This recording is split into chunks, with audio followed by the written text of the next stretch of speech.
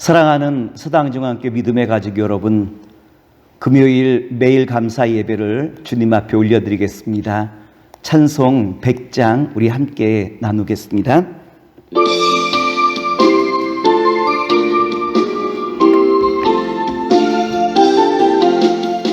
미리암과 여인들이 춤을 추며 노래하고 전쟁 무기 멀리하고 하나님을 기뻐하네. 온갖 순환 이겨내고 평화 세상 바라보며 역사 안에 살아계신 하나님을 찬양하리. 마태복음 1장 6절의 말씀을 가지고 믿음의 여인 밧세바라라고 하는 주제로 말씀을 나눌 텐데, 말씀을 통해서 저와 여러분들이 주님의 축복의 은혜 가운데 날마다 나아가시는 복된 자리에 서기를 기도하면서 오늘 말씀을 함께 나눠보고자 합니다. 우리아의 아내 밧세바라라고 하는 여인은 어떠한 이유로 예수님의 축복에 그 이름을 올릴 수 있었을까요? 마태복음 1장 6절에 보면 다음과 같은 말씀인데 제가 말씀을 봉독하여 드리겠습니다. 이새는 다윗 왕을 낳으니라. 다윗은 우리아의 아내에게서 솔로몬을 낳고. 마태복음 1장 6절에 보면 밧세바라라고 한 이름은 등장하지 않아요. 밧세바의 이름 대신 어떻게 표현하고 있냐면 우리아의 아내라라고 표현하고 있죠. 성경은 밧세바를 가리켜 뭐라고 말하냐면 다윗의 아내가 아니라 우리아의 아내다라고 분명하게 선을 긋고 있어요. 그럼에도 불구하고 오늘 주님께서 밧세바라고 한 여인을 예수님의 족보에 이름을 올린 그 이유가 있다면 무엇일까요?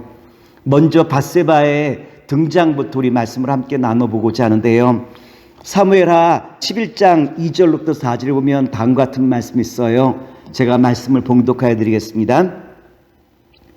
저녁 때 다윗이 그의 침상에서 일어나 왕궁 옥상에서 거닐다가 그곳에서 보니 한 여인이 목욕을 하는데 심히 아름다워 보이는지라 다윗이 사람을 보내 그 여인을 알아보게 하였더니 그가 아뢰되 그는 엘리암의 딸이요 햇사람 우리아의 아내 밧세바가 아니니까 하니 다윗이 전령을 보내어 그 여자를 자기에게로 데려오게 하고 그 여자가 그 부정함을 깨끗하게 하였으므로 더불어 동침함에 그 여자가 자기 집으로 돌아가니라.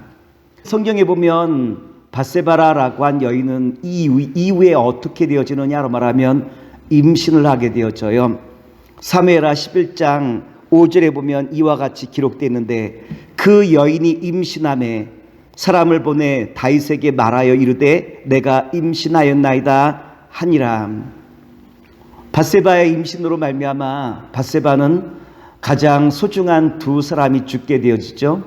먼저는 자신의 남편 우리아가 죽게 되어지고, 그리고 둘째로는 다윗과 동침하여 낳은 아이가 일주일 만에 숨을 거두게 되어지는 비극을 경험하게 되어져요.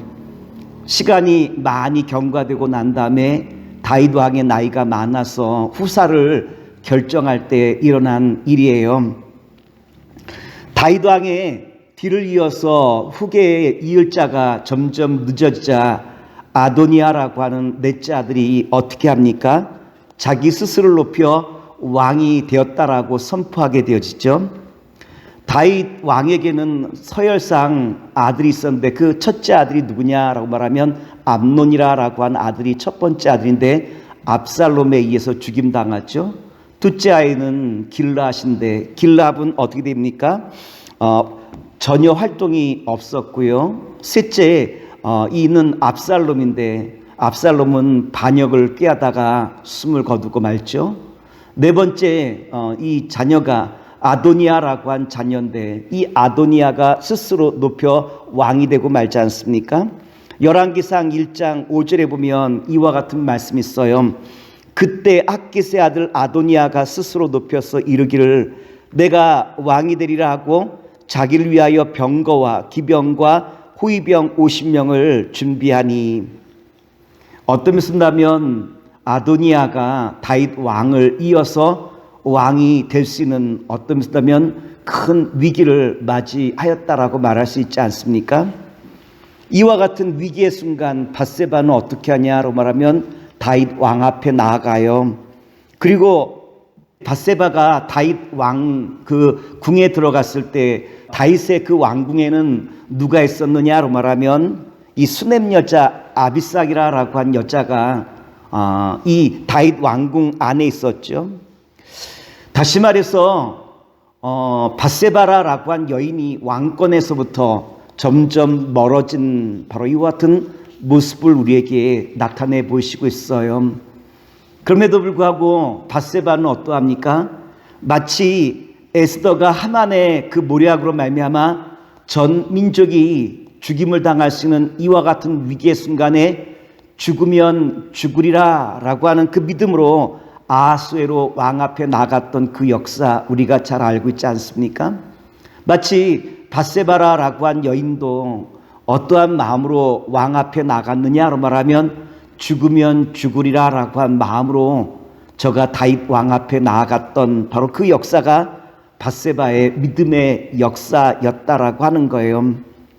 밧세바는 자신의 아들 솔로몬을 왕으로 삼기 위하여 개인적인 야망을 품고 다윗 왕 앞에 나간 것이 아니라 어떤 면에서 본다면 밧세바라라고 한 여인이 다윗 왕 앞에 나가 담대하게 선포할 수 있었던 이유는 어디에 있었겠습니까? 그것은 바로 하나님께서 다윗과 맺은 그 언약의 말씀을 이 밧세바라라고 한 여인은 기억하며 주님의 그 언약의 말씀을 믿고 나갔던 바로 그 자리에 밧세바의 그 믿음이라고 한 것이 우리에게 잘 드러나고 있죠. 열왕기상 1장 17절의 말씀 보면 이와 같은 말씀인데 제가 먼저 말씀 읽어드릴게요. 그가 왕께 대답하되 내 주 왕이 전에 왕이 하나님 여호와를 가리켜 여종에게 맹세하시기를 내 아들 솔로몬이 반드시 나를 이어 왕이 되어 내 왕위에 앉으리라 하셨거늘. 오늘 성경에 보면 밧세바가 다윗 왕 앞에 뭐라고 이야기하죠? 내 주 왕이요. 다시 말해서 지금 이 왕의 모든 권한이 누구에게 있느냐로 말하면 다윗 왕에게 있다라는 것을 이 밧세바는 다시 한번 다윗 왕에게 상기시키고 있지 않습니까? 그리고 다윗 왕 앞에 나가 담대하게 선포하게 되어져요. 말씀드린 것처럼 하나님과 다윗 사이에 맺은 그 언약의 말씀을 믿고 그는 다윗 왕 앞에 나가 그 언약의 말씀을 담대히 선포하죠. 사무엘하 7장 13절에 보면 이와 같이 하나님과 다윗 왕 사이에 맺은 그 언약이 있죠.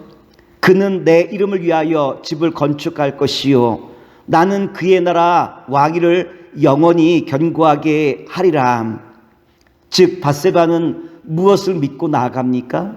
하나님과 다윗이 맺은 그 언약, 주님의 성전을 건축할 것이요 또한 주님께서는 다윗의 그 왕위를 견고하게 하실 것이라고 하는 주님의 그 약속의 말씀 믿고 밧세바는 어떠하죠? 개인의 어떠한 이익을 추구했던 것보다는 이스라엘의 정말 믿음을 바라보며 또한 주님의 그 왕권과 주님의 그 영광을 바라보며 죽으면 죽으리라 선언했던 그 에스더와도 같이 믿음으로 다윗 왕 앞에 나아가 주의 나라를 이루는 바로 믿음의 자리에 선 여인이 밧세바라라고 한 여인이었기에 성경은 우리아의 아내 이 밧세바는 우리아의 아내였지만 그 허물을 주님께서는 감추시고 예수님의 족보에 그 이름을 올릴 수 있었던 그 이유가 있다면 바로 이 믿음을 주님께서는 높이 받으셨다라고 한 그 말씀 아니겠습니까? 제가 장자권과 축복권에 대해서 마태복음 1장 1절과 2절의 말씀을 드렸을 때와 마찬가지로 장자권과 축복권은 늘 움직여요. 흘러요. 누구를 통해서 장자권과 축복권이 흘러갑니까?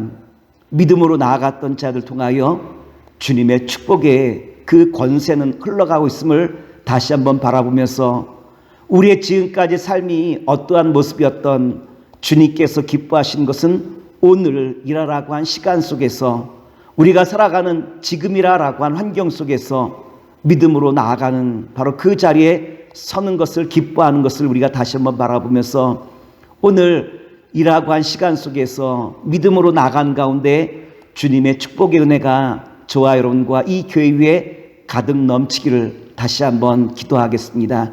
기도합니다. 사랑의 주님, 오늘 밧세바를 통하여 죽으면 죽으리라 라고 한 마음으로 주님의 그 약속의 말씀 믿고 이스라엘을 위하여 또한 주의 나라를 위하여 저가 담대히 나갔던 그 믿음을 주님께서 기쁨으로 받으셨듯이 오늘 어려운 환경 속에서 믿음으로 나아가고자 하는 주의 거룩한 자녀들을 축복하시되 주님의 은혜로 날마다 띠띠워 주시옵소서. 예수님의 이름으로 감사하며 기도나이다. 아멘.